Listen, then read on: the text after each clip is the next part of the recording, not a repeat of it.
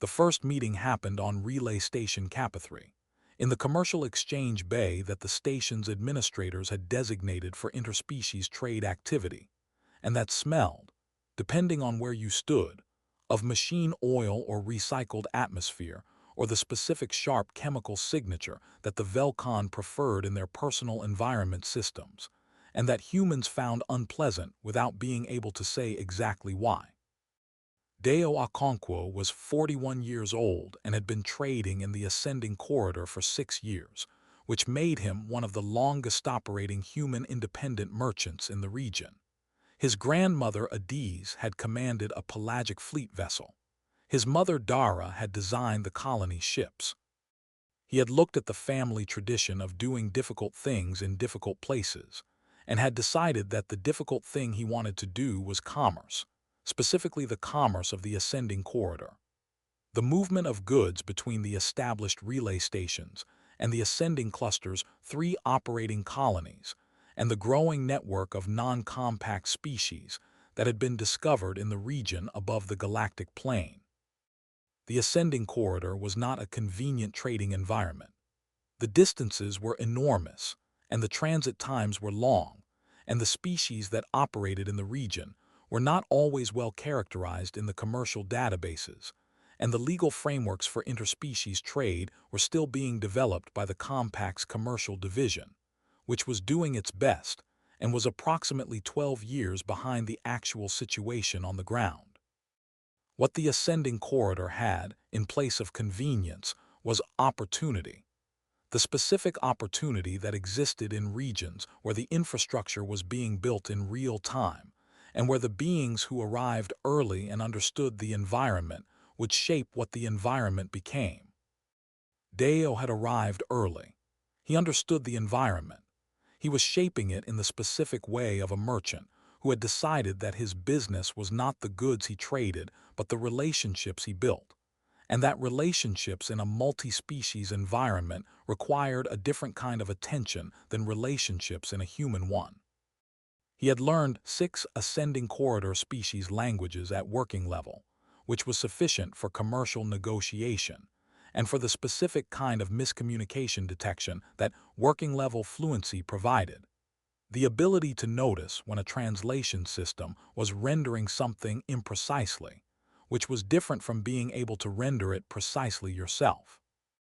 He had developed supplier relationships with beings from 4 species and customer relationships with beings from 7, and he maintained these relationships with the specific care of someone who understood that a relationship in a region with limited transport access and long transit times between parties was a resource that was expensive to replace. The Threnvel were a species he had not done business with before the first meeting. They were approximately 20 years into contact with the Compact, which put them in the category of newly integrated species that were still navigating the commercial frameworks, and they had a reputation in the ascending corridor's informal merchant network. The network that operated in message boards and in-person exchanges, and the specific information economy of beings who were all in the same difficult environment, and found it useful to share what they knew. As aggressive negotiator, who were not above a certain creative interpretation of commercial agreements. He had heard this before the first meeting.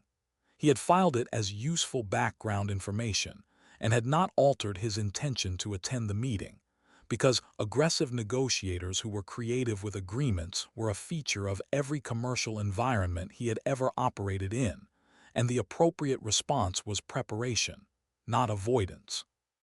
The first meeting was a purchase negotiation. The Threnvel merchant, a being named Vethral San, was offering a cargo of processed mineral compounds that were in demand in the ascending cluster's newer colonies for construction applications. The compounds were genuine. Dayo had them assayed before the negotiation, as he always did, and the quantity was what was represented. The price was, after 2 hours of negotiation, agreed at a figure that Dayo's research suggested was approximately 12% above market rate for the corridor, which was within the range he had budgeted for a first engagement premium with a new supplier. What he paid 12% above market rate for was a cargo that was delivered with a weight discrepancy of approximately 8%, documented in the transfer manifest, in a notation that used a Threnville commercial term which the translation system rendered as standard transit allowance and which, when Dayo investigated the term in the context of Threnville commercial practice, turned out to mean something closer to negotiated variable delivery quantity. The negotiated variable delivery quantity had not been negotiated. It had been inserted into the transfer manifest in a notation that was technically present in the documentation, and that Dayo, reading the manifest in standard compact trade language, had not flagged because the term had not been flagged by his translation system as requiring attention. The 8% weight discrepancy at the agreed price per unit mass represented a loss to Dayo of slightly under 4,000 standard credits. This was not a catastrophic sum. It was, in the context of his annual trading volume, a moderate loss on a single transaction, the kind of loss that happened in commerce that was part of the operating landscape. He documented it precisely. He documented the manifest notation, the translation system's rendering of the term, the Threnville commercial definition of the term, the discrepancy between the delivered quantity and the agreed quantity, and the credit value of the discrepancy. He documented it the way he documented everything, not because he planned to do something specific with the documentation immediately, but because documentation was the foundation of everything that followed, and incomplete documentation was the origin of most commercial disputes that were hard to resolve. He submitted the documentation to the Compact's Commercial Dispute Registry, which was the correct procedural step and which he knew would produce a slow-moving administrative process that would eventually result in a finding that was either inconclusive or, if it was conclusive, would arrive after the commercial relationship had already reached its natural resolution one way or another. He also sent a message to the Ascending Corridor Merchant Network, which was the informal channel and which moved faster than any administrative process. The message described the transaction, the documentation, the Threnville commercial term, and the weight discrepancy in precise and factual language that did not editorialize, did not characterize Vethralson's conduct as anything other than what the documents showed it to be, and included the complete documentation as an attachment. Then he went back to work. The Ascending Corridor Merchant Network was not a large community. There were perhaps 300 independent merchants operating in the region at any given time, of which approximately 90 were human, approximately 60 were Keth, and the remainder were distributed across 12 other species. The network's message boards were read by most of its members regularly, because the Ascending Corridor's commercial environment changed quickly, and the information economy of 300 merchants was the fastest-moving source of operational intelligence in the region. Dayo's message was read by most of the network within 48 hours. The documentation was specific and complete. The Threnville commercial term and its definition were noted and added to the network's informal glossary of terms that translated imprecisely in standard compact trade language. The second meeting between Dayo Okonkwo and Vethralson was scheduled for 3 months after the first, when Vethralson sent a commercial solicitation to a list of merchants operating in the Ascending Corridor, and Dayo was on the list. Dayo did not respond to the solicitation. This was not a statement. It was not an act of retaliation. It was a commercial decision. He had a documented transaction with Vethralson that had produced an 8% weight discrepancy that had not been resolved, and in the absence of resolution, the transaction represented a data point about the commercial risk profile of engaging with Vethralson, and his assessment of that risk profile led him to decline the engagement. He had other suppliers for the compounds Vethralson was offering. He contacted them instead. Of the 63 merchants on Vethralson's solicitation list, 9 responded with interest. Of those 9, 6 were members of the Ascending Corridor Merchant Network and had read Dayo's message. Their responses were cautious, not refusals, but requests for clarification on the delivery terms, specifically the definition of standard transit allowance. Vethral-san's responses to these requests were not satisfactory, in that they confirmed that the term meant what Dayo's documentation had said it meant. 3 of the 6 requested clarifications withdrew their interest. The other 3 remained engaged but negotiated delivery terms that explicitly excluded the standard transit allowance provision and specified the delivered quantity in terms that the translation system would render without ambiguity. The transaction that resulted from those 3 negotiations was completed. The delivered quantities were within specification. The 3 merchants noted this in their own documentation and some of them noted it on the merchant network. The remaining 30 merchants who had been solicited and had not responded, and the unknown number who had received the solicitation and had been aware of Dayo's documentation before considering whether to respond. These beings had made their own calculations, based on available information, about the commercial risk profile of engaging with Vethral-san. This was how the Ascending Corridor's commercial reputation system worked, not through administrative enforcement, which was slow, through information, which was fast, through the 300 merchants who shared what they knew because they were all in the same difficult environment, and the information economy was the thing that made the environment navigable. Vethral-san sent a second solicitation 6 months after the first to a different distribution list. The solicitation reached the network through a different channel. The network's informal glossary now included the Threnvel commercial term as a standard entry. The solicitation produced fewer responses than the first. Dayo was not on the second distribution list. He had not asked to be removed from it. He simply had not been included, which was Vethral-san's commercial decision, which was consistent with the logic of a merchant who had understood, at some point between the first and second solicitation, that including Dayo Okonkwo in a distribution list was not commercially productive. This was not a second meeting. The second meeting never happened, which was the resolution, and it was not dramatic, and it did not involve any confrontation or any administrative finding or any moment of reckoning. It was simply the commercial environment processing the information that was available in it and producing outcomes that were consistent with that information. Dayo noted this in his commercial log, in the entry where he tracked the Vethral-san transaction and its downstream effects. The entry read, "Transaction resolved through information distribution. Network adjusted. No further engagement required."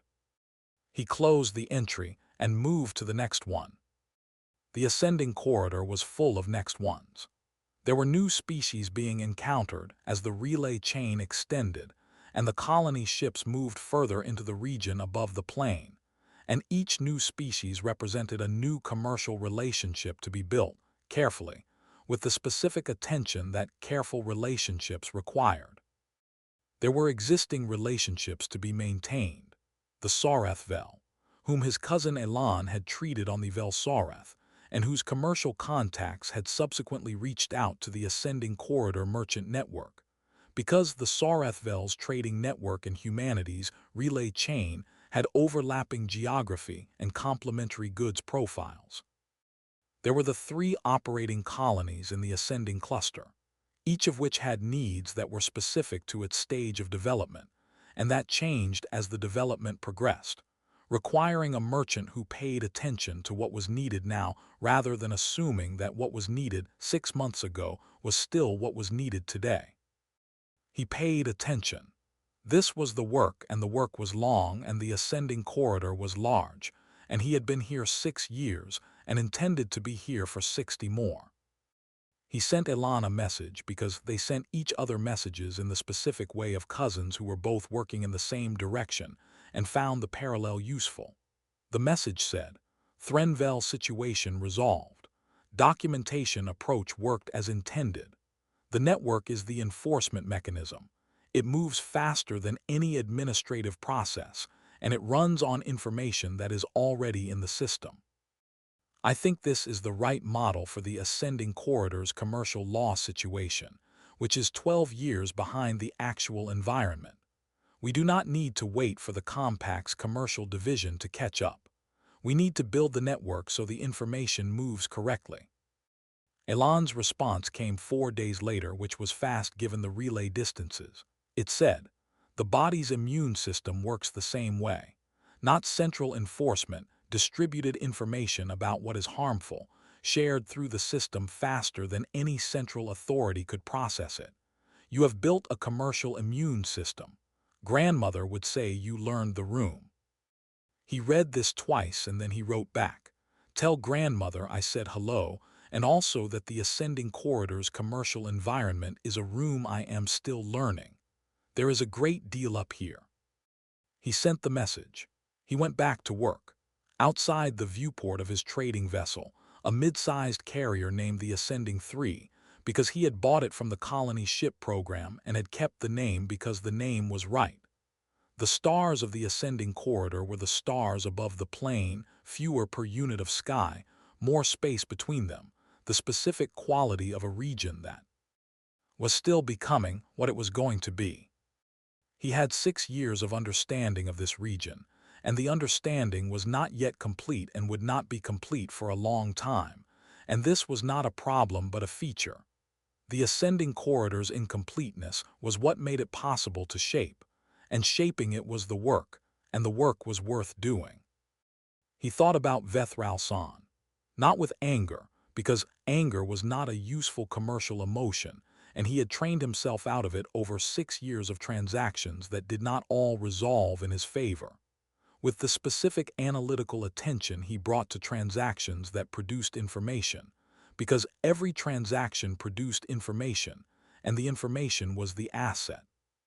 The information the Vethralson transaction had produced, the standard transit allowance term and its definition, now in the network's glossary, the documentation approach and its effectiveness, now in his own practice log, the commercial risk profile of Threnville transactions that included the term, now understood by the network, the speed at which accurate commercial information moved through the ascending corridor merchant community when the documentation was precise and the distribution was broad.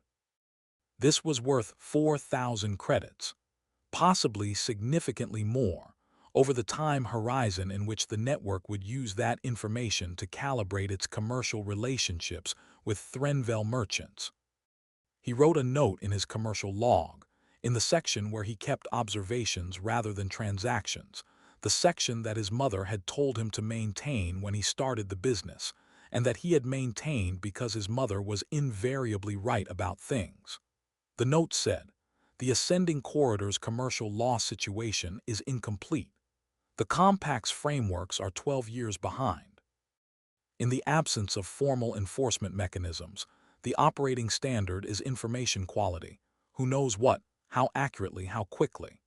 The merchant who documents precisely and shares what is documented has the most influence over the operating standard. Documentation is not protection against being cheated.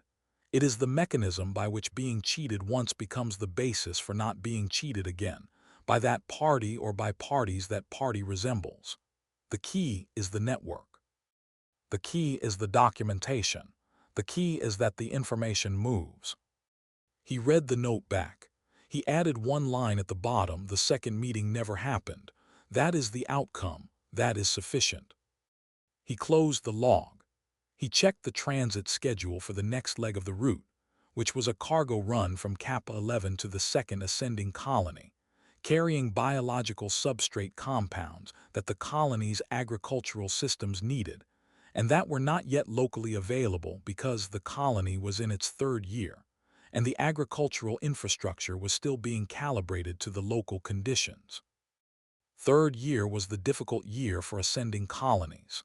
The initial infrastructure was operational, and the immediate survival questions had been answered, and the reality of the distance had begun to register, not as fear, because the people who came up here were not the kind of people who were paralyzed by fear, but as a weight, the weight of 250 light-years between you and everything that had ever been familiar.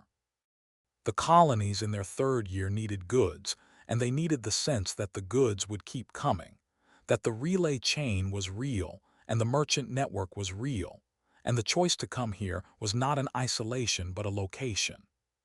He ran the route precisely because the route was what the colonies needed, and the colonies were what the ascending direction was becoming, and the ascending direction was the thing his family had been building toward for 3 generations. His grandmother in her ship in the deep field, his mother in her colony ship designs, his cousin in a medical bay on a Jointops vessel with 43 pages in her head, and him on a carrier called the Ascending 3, running agricultural substrate from a relay station to a colony that was in its third year and needed to know the goods would keep coming. They would keep coming. He filed the transit plan and began the pre-departure checklist, which was the work before the work and which he ran the same way every time, not from habit, but from the understanding that the checklist was the thing that made the next 6 weeks survivable, and survivability was the foundation of everything else. He thought about his grandmother Adiz, 40 years ago, building the acoustic picture of a Reach fleet from the inside of an orbital shadow, knowing every sound that every ship made. He thought about his mother Dara, 60 years ago, designing a closed-cycle environment capable of indefinite operation, solving the problem of living far away from everything. He thought, we have been building this for a long time, the relay. Why chain and the colony ships and the merchant network and the medical protocols and the commercial documentation practices and all of it, every piece of it built by someone who understood the room they were in and paid attention to it and did the work. He thought, the second meeting never happened. That is the outcome, not dramatic, not confrontational, not heroic in the way that heroism was usually described. Just the information moving correctly through the network and the network adjusting, and the commercial environment producing outcomes that were consistent with accurate information. That was sufficient. It was, in fact, everything. He completed the checklist. He filed the departure plan. He began the transit to the second ascending colony, carrying the substrate compounds that the agricultural systems needed, on a route that was 6 weeks long, and that he knew in the specific detail of someone who had run it 11 times. The stars of the ascending corridor were outside the viewport, and they were the stars above the plane, and they were, he thought, the right stars to be under if you were doing the work of building something in a place that had not yet become what it was going to be. He was under them, he was doing the work. That was enough.